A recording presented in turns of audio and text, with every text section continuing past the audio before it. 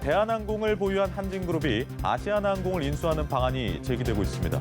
인수가 성사되면 국내 1위와 2위 항공사가 합쳐지게 돼서 초대형 항공사가 되는 만큼 많은 관심이 쏠리고 있는데요. 인수 가능성과 파장 짚어보겠습니다. 다음 주제입니다. 과로로 인한 택배기사의 죽음을 막기 위해서 정부가 대책을 발표했습니다. 대책을 반색하는 목소리도 있지만 넘어야 할 과제가 많다는 지적도 있는데요. 특히 택배 가격 구조 개선이 필요하다는 목소리가 나옵니다. 이 내용도 잠시 후 살펴보겠습니다. 지금까지 경제일기 브리핑이었습니다.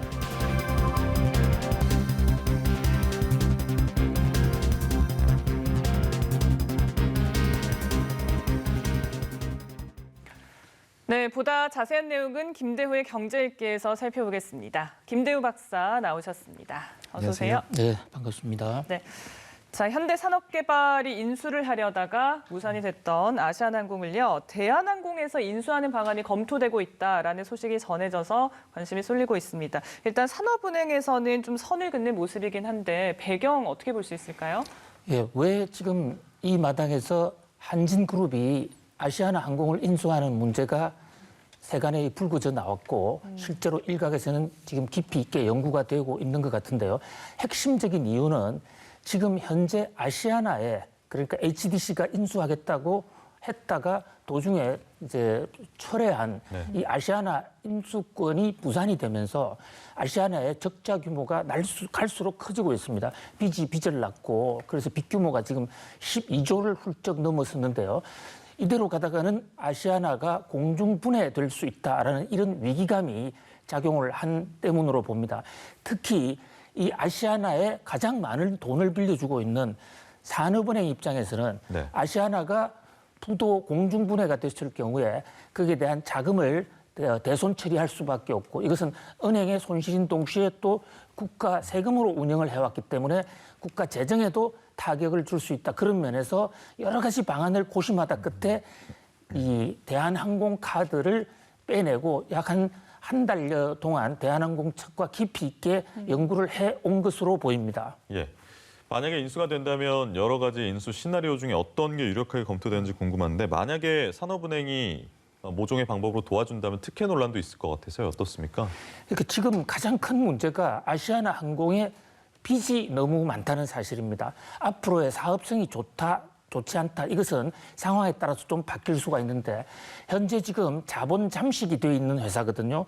그러니까 아시아나를 인수한다는 것은 아시아나라는 자산을 사는 것이 아니라 빚더미를 사온다는 얘기입니다. 네. 그래서 지금 현대산업개발에도 또 HDC 쪽도 조사를 해보니까 생각보다 빚이 너무 많더라. 그래서는 2조 6천억 주고 살려고 했던 것에 그중에 이 계약금 2,600억 원을 떼이더라도 이 선에서 그만두는 게 낫다고 철수하지 않았습니까? 네. 그런 대목에서 현재 생으로 12조란 부채를 가지고 그냥 인수하라면 인수할 데가 없을 것입니다. 그러다 보니까 이제 산업은행은 고육지책 끝에 한진칼에 대해서 1조 원 규모의 정부 예산으로 한진칼의 주식을 사주고 그래서 그 돈을 가지고 한진칼이 아시아나 주식, 금호산업이 보유하고 있는 아시아나 주식 30%대를 보유하는 방법으로 최대 주주를 넘기려고 하는 이런 방식이 지금 가장 유력하게 거론이 되고 있습니다. 네.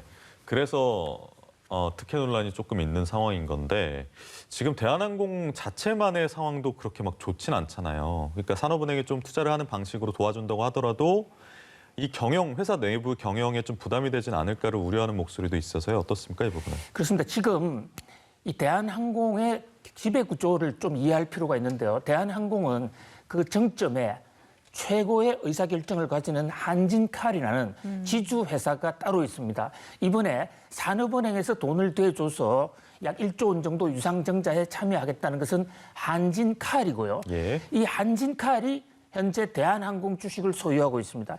지금 대한항공도 경영사정이 썩 좋지가 않습니다. 네. 지금 부채 비율이 세계적인 평균 수준보다 훌쩍 넘어 있거든요.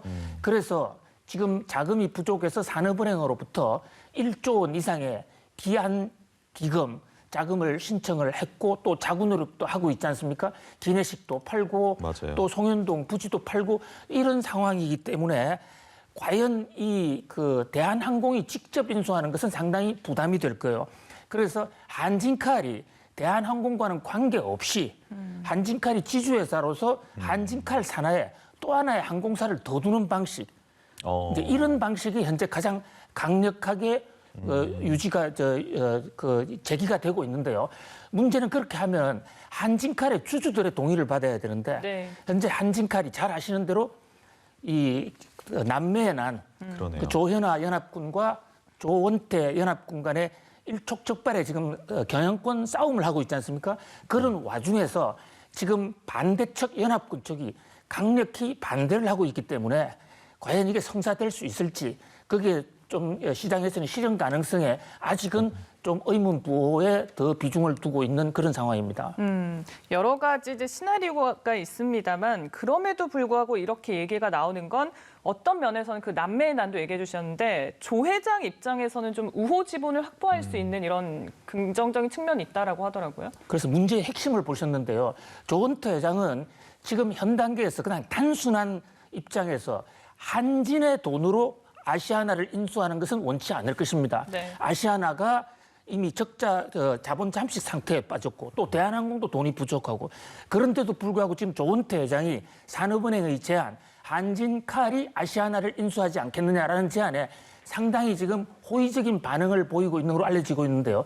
그 이유는 지금 말씀 주신 것대로 바로 이 남매의 난과 관련이 있습니다. 한진칼, 그러니까 아시아나 대한항공의 지주회사인 한진칼의 지분을 장악하는 자가 한진그룹을 전체 다 장악하는데요. 네. 조양호 회장 돌아가시고 난 이후에 지금 조현아 연합군과 조은태 연합군이 서로 지분을 조금이라도 더 장악을 해서 내년 3월 달에 회장을 누가 경영권을 대개편하자는 것이 이제 연합군 측의 조현아 연합군 쪽의 반격 작전이거든요. 네. 그걸 앞두고 있는 조은태 회장 입장에서는 지금 조은태 회장 연합군의 지분이 조현아 연합군보다 지분이 상당히 모자랍니다. 그래서 내년 3월 가면 주주통회에서 회사를 뺏길 수도 있어요. 그런 상황에서 산업은행이 1조라는 돈을 지원해서 들어오게 되면 산업은행은 적어도 중립은 취할 거지 않겠습니까? 그렇게 되면 이 반군의 지분이 상대적으로 현재 46% 되는데 산업은행 들어온 것만큼 떨어질 테니까 40% 안으로 떨어질 것이고 또 그렇게 된 상황에서는 산업은행이 찬동하지 않는 한은 경영권이 바뀌지 않거든요. 그런 면에서 조은태 회장 입장에서는 대한항공의 경영 통합으로 인한 시너지 효과를 살린다 이런 것은 두 번째 문제고 네. 일단 회사를 누나로부터 방어하기 위해서는 산업은행과 손을 잡는 것이 더 유리하겠다라는 이런 전략적 판단을 하고 있는 것으로 보입니다. 네. 그런 쟁점도 있고 이 사안에서 쟁점이 또 한 가지가 있는 것이 그러니까 LCC 제외하면 대한항공이나 아시아나를 인수를 하면 독과점 우려는 없느냐. 그래서 공정위가 이걸 좀 제동을 걸 가능성은 없느냐. 이런 부분이거든요. 어떻습니까? 그렇습니다. 그 문제도 국내는 물론이고 국제적으로도 이슈가 되는데요. 지금 HDC 현대산업개발이 아시아나를 인수할 당시에도 혹시 독과점의 문제가 없느냐 이것을 전 세계 공정거래위원회로부터 심판을 받게 되어 있습니다. 네. 다른 나라 항공산업이나 물류산업에 타격을 주면 안 되니까요. 근데 그 심사를 받는데 무려 8개월이 걸렸어요. 그런데 지금은 대한항공과 만약 아시아나가 흡수통합한다. 그러면 그것은 똑같은 항공 대 항공의 흡수통합이고 예. 또 거대한 항공사가 생길 것이고 그렇게 되면 다른 항공사들이 직격탄을 받을 수도 있다. 그래서 결합 심사를 거쳐야 되는데 우리나라에서는 수록 통과한다 하더라도 일본의 또는 러시아의 중국의 공정거래 심사, 결합 심사를 과연 통과할 수 있을 것인가 이런 문제가 하나 있고요. 또 하나는 지금 우리나라 같은 경제 규모에서 항공사가 만약에 통합돼서 하나밖에 없다면 FSC 그러니까 대형 항공사가 하나밖에 없나라는 경제 규모가 이렇게 큰 나라에서 상당히 드물거든요. 그렇게 될 때는 소비자 후생이라는 소비자들의 선택의 여지가 너무 없어지는 것이 아닌가라는 이런 면에서 소비자들의 반응도 좀 주목해 볼 필요가 있을 것으로 보입니다. 네, 여러 쟁점을 좀 짚어봤고, 자, 이런 가운데 지금 대한항공이 서울 송현동 부지에 저희가 여러 번 얘기를 한 바 있는데 지금 서울시에 매각할 것으로 보입니다. 빠르면 이달 중에 좀 합의가 진행될 수 있다고요? 예, 국회에서 나온 얘기인데요. 국민권익위원회 전현희 위원장이 있지 않습니까? 네네. 전현희 위원장이 국회의원의 질의에 답변하는 과정에서 빠르면 이달 중에 약 26일경에 대한항공과 이 서울시가 송현동 부지, 그래서 경복궁 옆에 있는 전 미군 대사관 부지, 거기를 매각하는 원칙 논적에 합의를 할 것이다.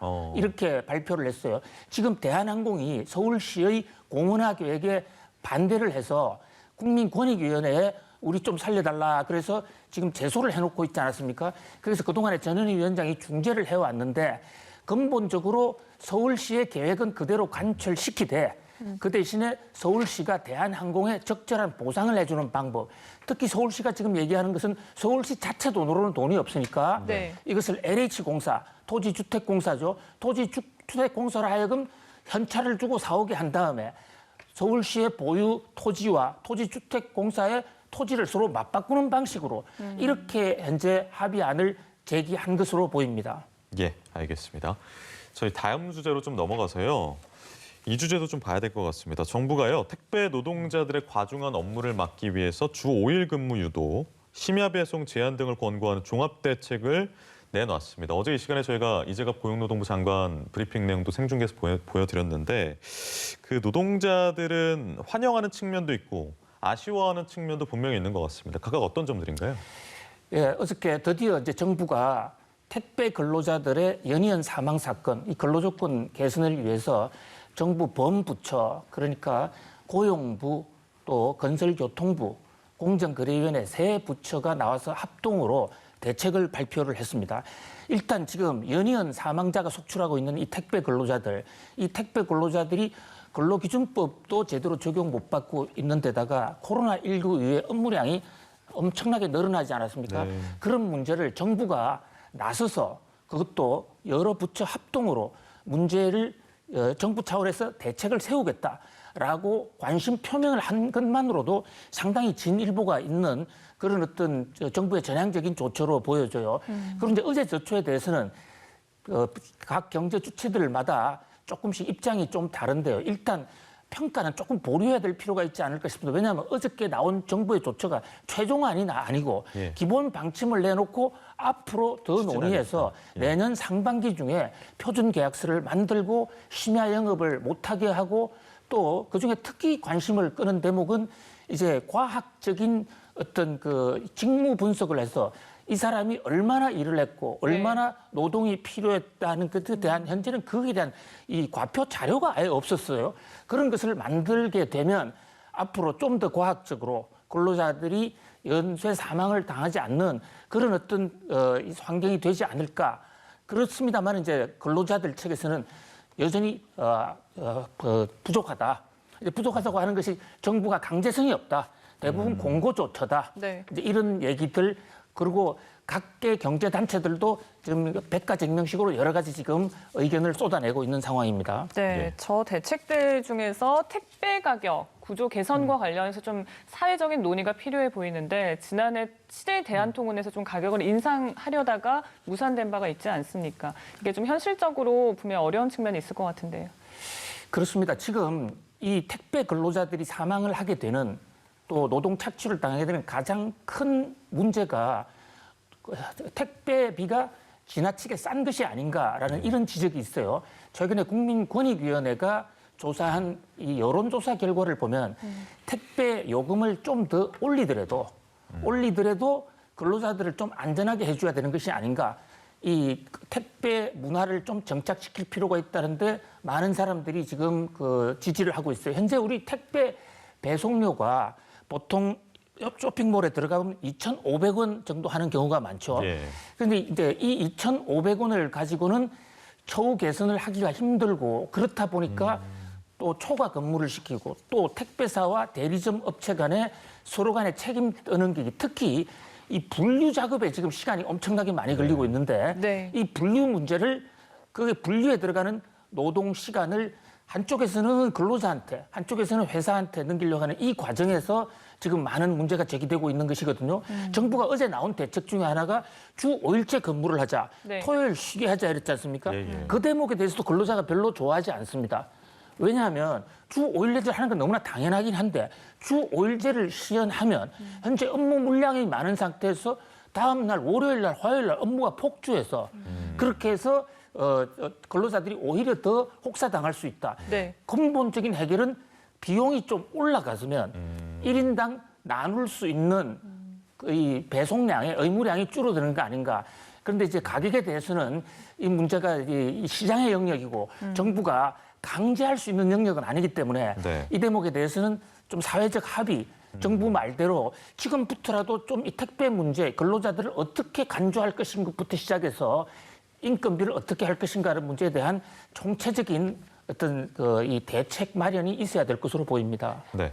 근데 권익위 그 자료에 따르면 소비자의 대부분이 그 택배비를 올리는데 동의를 지금 현재로서는 하고 계시는 그런 문제인데 이런 뭐 배송비나 이런 것들을 논의하려면 여러 가지 처우들이 개선이 돼야 될 텐데 그런데 좀 방해가 되는 것이 백마진이라는 그런 관행이 택배업계에도 있다고 이 내용도 좀 알아봐야 될 것 같아요. 예. 백마진이라는 게 백이 뒤로 꽂아주는 리베이트입니다.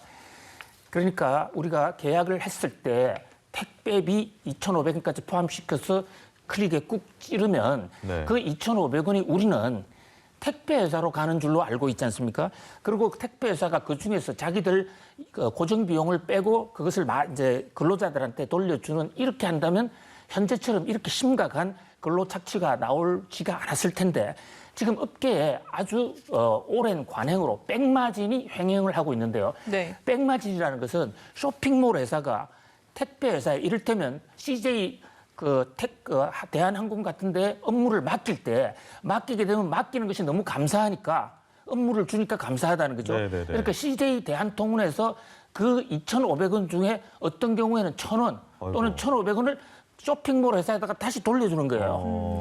그러다 보니까 결국은 택배 회사도 별 돈을 못 번다는 얘기가 나오고 그러다 보니까 근로자들에게는 더 돈이 안 들어가는 이런 지금 현실이 문제가 되는 거죠. 이런 문제가 생기는 것은 근본적으로 이 택배 회사를 주변을 둘러싼 공정 거래가 정착이 안 된 탓도 있지만 현재 지금 쇼핑몰과 택배 회사들의 갑을 관계가 너무 뚜렷하게 벌어지는 거예요. 네. 쇼핑몰이 너무 강자고 택배 회사들은 어려운 택배 회사들이 많으니까 덤핑을 할 수밖에 없는 지금 이런 구조적인 문제가 있어요. 근데 우리는 이게 실태 조사도 제대로 하지 못하고 있었는데 어제 정부가 이 실태를부터 조사를 하겠다.